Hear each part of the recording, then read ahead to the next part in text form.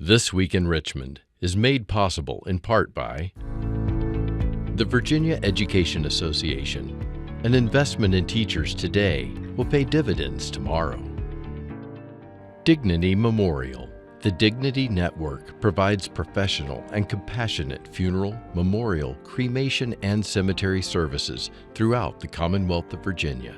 Virginia Hospital and Healthcare Association for jobs, the economy, and public health, committed to advancing health and economic opportunity for all Virginians. Virginia Tourism Corporation, promoting why Virginia is for lovers, lovers of wine and craft beers, the outdoors, beaches, history, music, and more. Fall in love with Virginia at virginia.org. Additional support provided by these sponsors.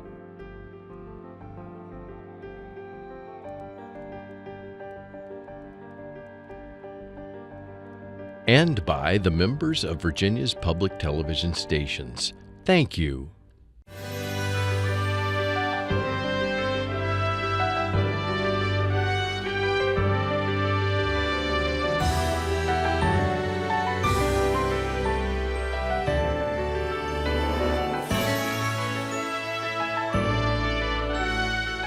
Welcome to This Week in Richmond, and a very special welcome to the Secretary of Agriculture and Forestry in the Commonwealth of Virginia, Dr. Basil Gooden. And thank you so much for coming on and talking with our viewers about agriculture and forestry. It's something that's been a passion of your life. Yes.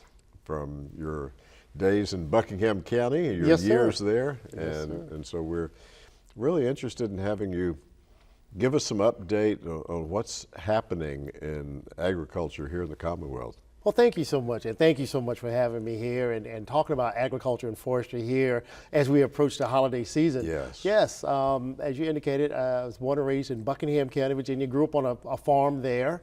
Actually, when I was growing up, we raised cattle, hogs, and row crops as well.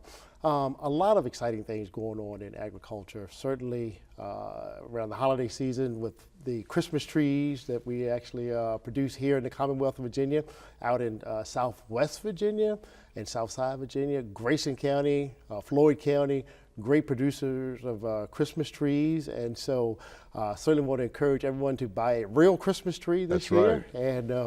And get them early too, because it's a glitch that they may not have as many Christmas trees as we have had in the past. You know, I really wanted to ask you about that because there was a major article in the Richmond Times-Dispatch, I think, front page, talking about that. And did it have something to do with the economy back almost 10 years ago? That's exactly right. That's exactly right. And during the recession, there was a downturn, and it takes about 10 years, certainly, to grow a Christmas tree, a real nice Christmas tree. And so because of the glitch and the downturn in the economy back in 2007, 2008, then that's resulted in what we see today. And actually it'll probably be just as a similar situation next year as well. But then we will turn the corner and have a good crop of Christmas trees. But I do encourage people to get out very early and get their Christmas tree as soon as possible. Well, even before we did this show today, I want you to know that we got ours. It's been a family tradition for us now. Our two daughters and their families to go out to a Christmas tree farm and get it cut and get that done. Great. Now, we will tell our viewers, we're having a conversation on December 4th. Oh, sure. They're seeing this show now just the week before Christmas. Oh, sure. But I want them to know that I got it much earlier. Oh, yes, sir. Absolutely.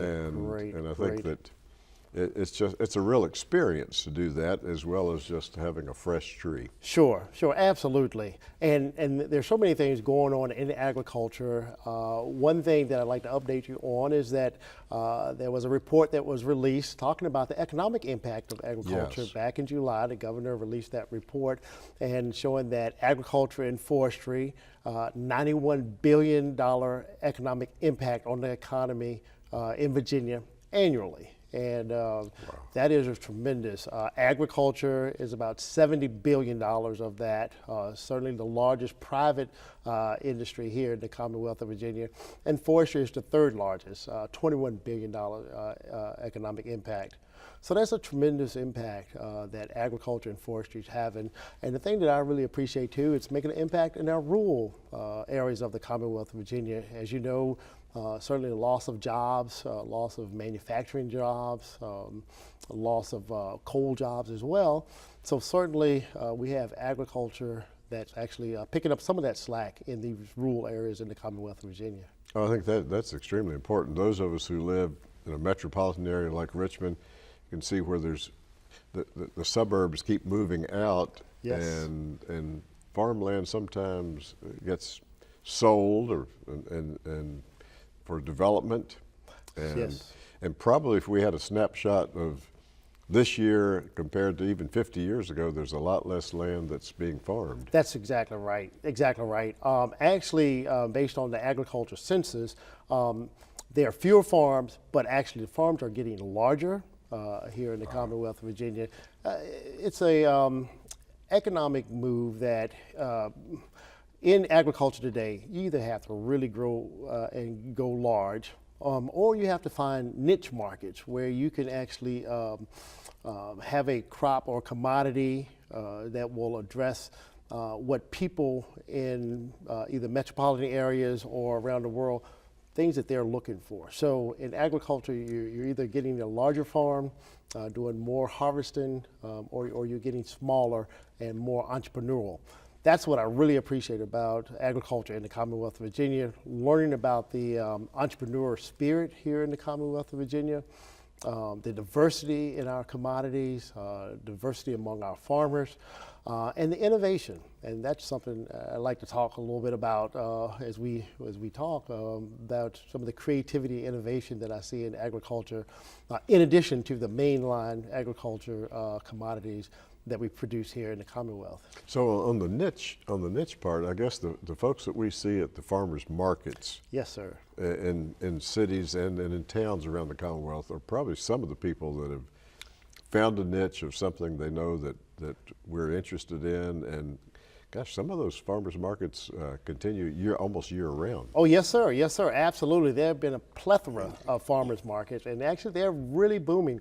That's a part also, agritourism actually giving individuals an experience coming out to the farms as well, sort of to pick your own or cut your own tree as well. But farmers markets have really been a tremendous boon to our ranchers and farmers here in the Commonwealth of Virginia. Direct to consumers, the way that you can get your produce directly to the consumers, whether it's CSA or a way to really work with some of the local food supermarkets, really the way people will interact with their food going forward. People, I mean, one thing I like to say, people are becoming very forensic about their food. They want to know more about their food. They want to know what went into the production of their food. And certainly the millennials are driving the change in the way we produce some of our food. So we certainly have to be in tune to the market, the changing demographics. But also what you'll see too, David, is that Amazon is getting into the food space with their purchase of Whole Foods, as you know. Certainly Walmart, the largest retailer, actually really getting into the ag space as well. So the way people will interact with their food and actually consume their food will change. And that's what we talk about in agriculture a lot here in the Commonwealth of Virginia. Being ready for the change that will come down the road and making sure that our farmers and ranchers are prepared to take advantage of the markets and the opportunities as we change the way that people interact with their food. The thing about interacting, you should tell our viewers a story that you mentioned just before we started the show about being with a group of second graders. Oh, yes, sir. And, yes, sir. Because sometimes there are children who don't know farms. Right, that's exactly right. Yeah, so I shared earlier that we were reading, as a part of the Ag in the Classroom, we were reading Sleep Type Farm to second graders, and it was a great event. And when and I like to interact with the students, and I asked the students as I was reading to them, I said, have you been to a farm? And they said, oh yes, we've been to a farm, we've been to a farm.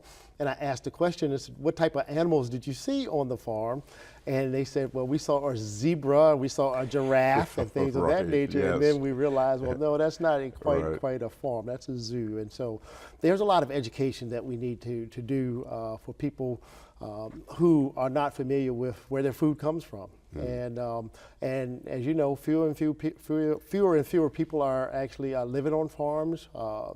And the likelihood of you really going into agriculture or farming, if you didn't grow up on a farm, is very, very, very small. And so certainly, as you know, farmers are getting older, and we really need to get a lot of the younger people more involved into our ag production. And that's something we're focusing on in our secretariat as well. So certainly looking at how we can educate more people, whether they're on the farm or off the farm, about their food, but also encouraging people to take up farming. I mean, there's a lot of professions in farming. It's not all on the farm as well. Agriculture is very, very broad industry.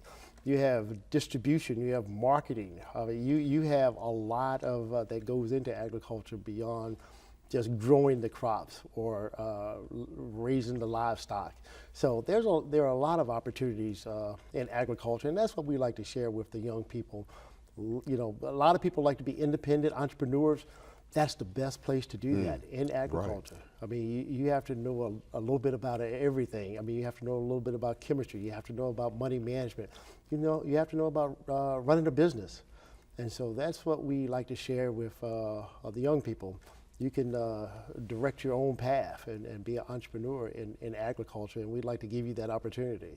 You mentioned the word innovation just a little bit ago, and what do you see, what's the future of agriculture in the Commonwealth and innovations? What innovations do you see taking place? Sure, and that's really where we get excited and really talk about the future of farming. It's going to be around innovation. It's going to be around creativity. And again, as I indicated, we have a lot of creative producers and farmers here.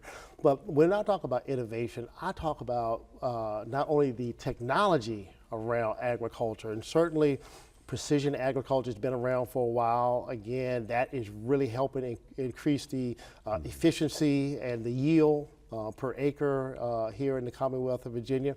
But we're also talking about the technology in plants and also the nexus between agriculture and health.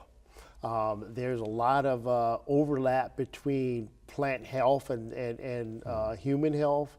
And again, looking at some when we talk about innovation, not only again like drones are a tremendous asset. Drones Interesting. Absolutely, and but also where the crops are grown, whether it's indoor greenhouses. That's technology around greenhouses to allow farms to produce produce year round, and then also just again what we can talk about as far as autonomous vehicles. That's another thing. I saw a demonstration where actually there was an autonomous hay baler, actually, where it was a driverless tractor that would actually cut your hay, but then it would come back and bale it as well. And so that type of innovation will change the workforce of agriculture. And actually make it more efficient. But again, we have to be ready for these type of changes, whether it's innovation in hardware or innovation in the way we grow plants, but also looking at how we can connect a lot more of these rural areas. And again, I like to call it connected countryside, because again, we're going to have to rely on broadband, we're going to have to rely on technology to actually get our produce and to increase our yield, but get our produce to the markets that are most beneficial for our farmers and ranchers. So there's a lot that we could unpack when we talk about innovation, and actually we will have a Smart Farm Summit actually at James Madison University later in December, and so that's going to be an opportunity where we look at some of the latest innovations around either again how we raise our crop, but actually looking at some of the things that we can do with our crop. But also like to talk about too the type of crops that we grow. Certainly there's been a push into raising industrial hemp. That is something that has been very, very... Is that moving along? That is moving along. Very, very popular among a lot of our farmers.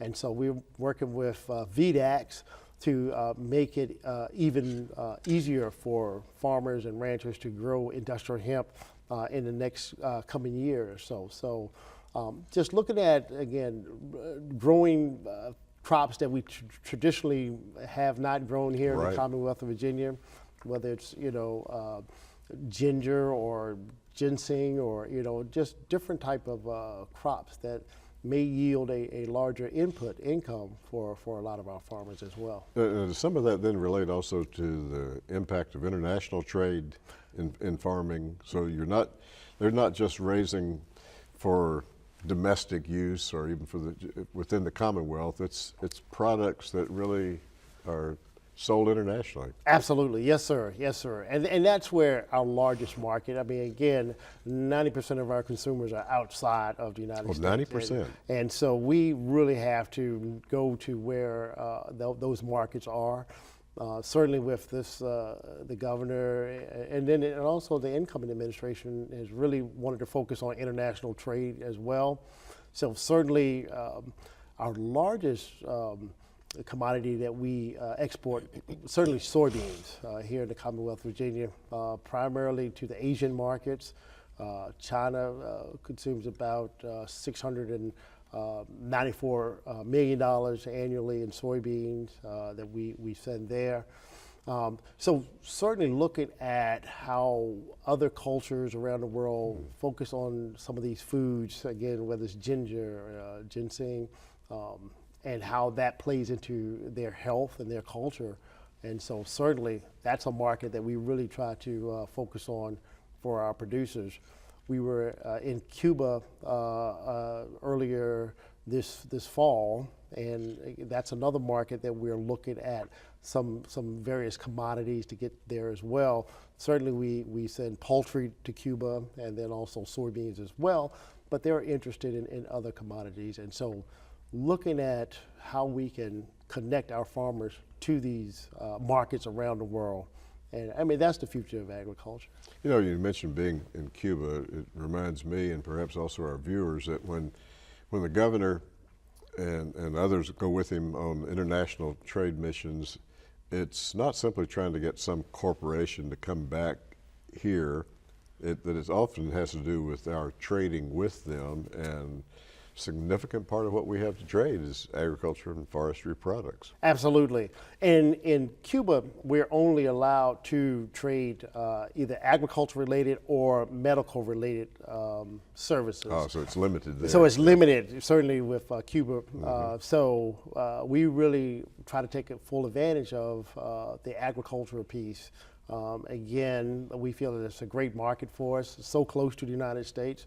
But also we go around the world to really focus on taking our commodities, and what I focus on is the high quality commodities that we have here in the Commonwealth. And what I do tell people when I do travel around the world, I do say Virginia will probably never be the largest agricultural state in the United States. We can't produce more corn than Iowa or more cattle than say Texas. But we do have the most innovative, the most creative, and the most entrepreneurial farmers, I feel, anywhere on the planet, right here in the Commonwealth of Virginia. And that's what I like to focus on. I like to focus on how we really get it right as far as our production, how we're very efficient, how we're good stewards of the environment, how we really protect the waterways, and really understand that we have to be good stewards going forward. And so that's what I really focus on, our farming practices. But the high quality product that whether it's tomatoes, broccoli, or whatever the case may be. Peanuts, certainly, our peanuts are known around the world. We were in Europe earlier, and they really, really like our Virginia peanuts. That's great. That's great. Well, I think I understand the governor often takes some wine with him too. Oh yes, sir. Yes, sir. The Virginia wine to make sure they know that it's not just California and New York. It's absolutely, Virginia. Absolutely. We have more than 300 wineries here in the Commonwealth of Virginia. I mean, the distilleries, the craft beverage industry is tremendous, and that's something that we support. Again, we really look at the entrepreneurs. Whether it's cideries, even meaderies, the honey. And so we really promote our wine industry around the world and try to get our wines and our craft beverages in other states as well. So certainly that's been a key focus of this administration, and I'm sure it will continue to be a focus of the incoming administration as well. What can you tell us something about the leadership in agriculture? What's happening in that arena here in the Commonwealth? Sure, yes. And one thing that we like to focus on is diversity in leadership, certainly making sure that it's reflective of the populations that have been very, very important to agriculture here in the Commonwealth, really focusing on women leaders, minority leaders in agriculture. Certainly in our secretariat, we have two female, my chief deputy is a farmer, and she is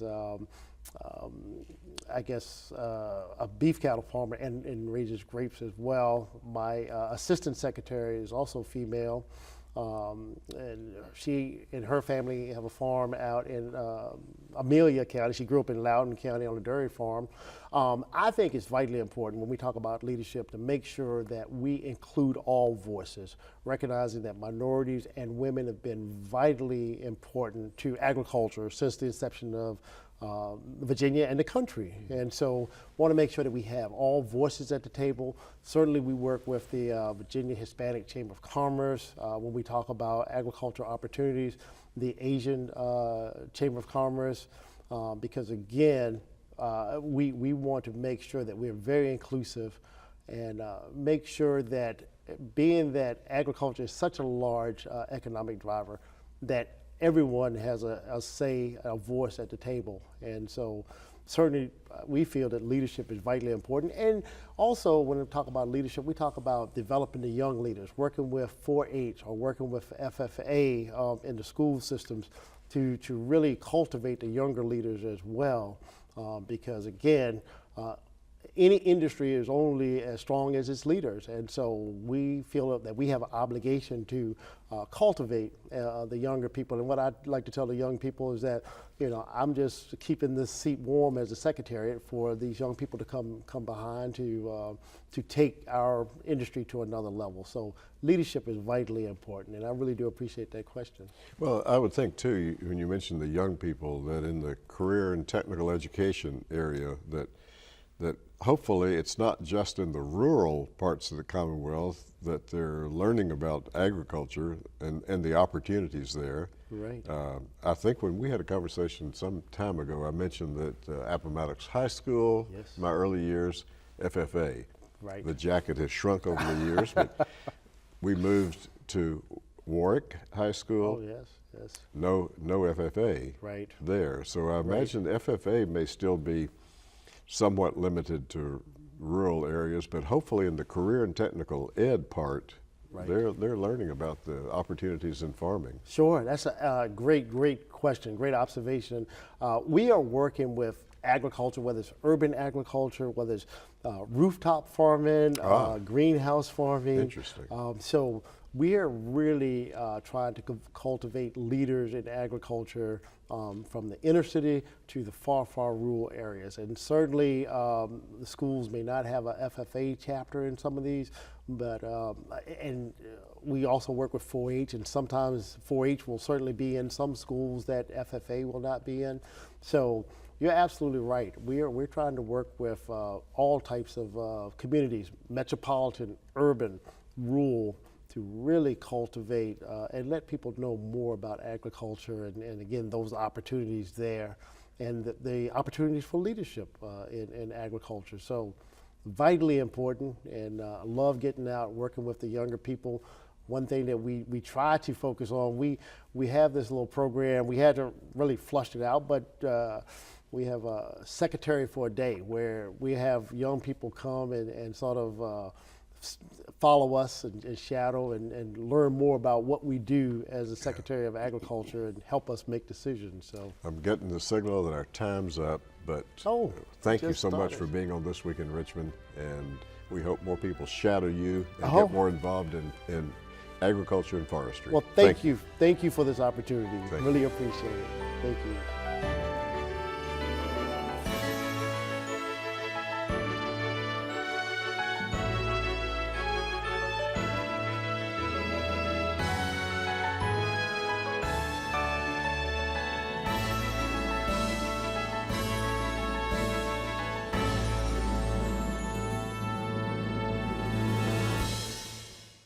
This Week in Richmond is made possible in part by the Virginia Education Association.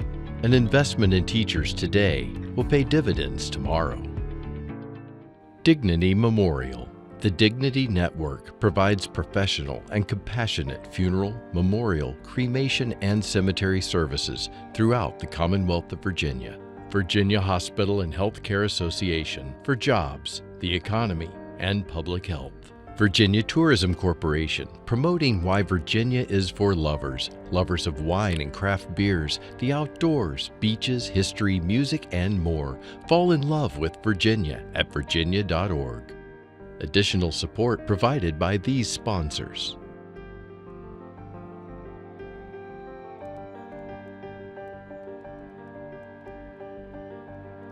And by the members of Virginia's public television stations. Thank you.